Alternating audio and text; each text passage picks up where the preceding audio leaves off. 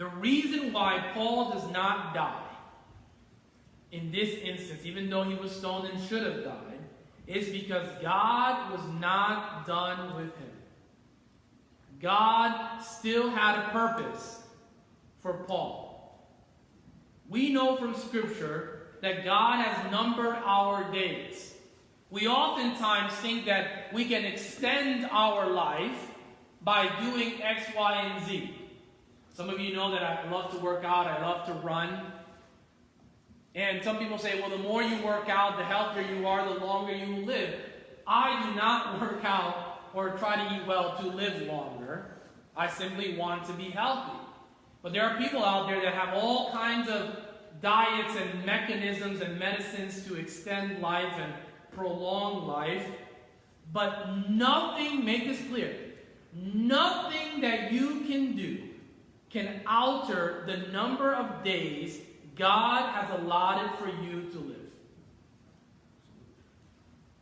Job 14:5 says this. By the way, I was saying this in Sunday school.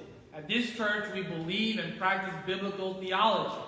So whatever like I just made that statement, that God has numbered your days. I will show you in Scripture where it says that. You need to test reading Scripture, reading the Scriptures I give you, to verify that what I am saying is biblical. Job 14:5. Since his days, that's man's days, are determined, and the number of his months is with you, that is God, and you have appointed his limits that he cannot pass. You see that? God has established, and God is the one that formed us in our mother's womb. We were known by God before we were even born. And God has already, before the foundation of the earth, has established the number of days that we will live. What does that mean? If you are on an airplane and that airplane is barreling towards the earth and God has determined that your time has not yet come, it doesn't matter if that plane completely becomes incinerated and destroyed, you will not die. Because God is not done with you. God is the only one that gives life and takes it away. And he sets the limits for your life. And that should be the most comforting thing of all. That if you are in a situation where you're pressed to death, you can be assured, as God has said, that if you are to die, it's because it's God's plan for you to die. But if it's not, then you will live. So God has a purpose for your life, a calling. And Philippians 1:6 adds to what we just read in Job by saying this.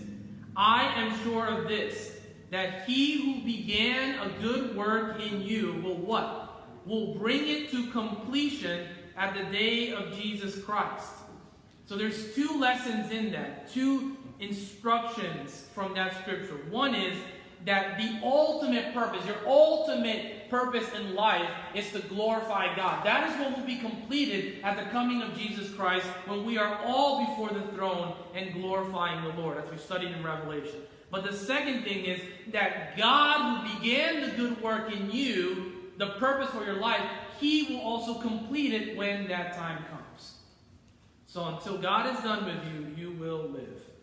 Therefore, we must trust in this truth. That we will not die, as I just said, until you have achieved what God has purposed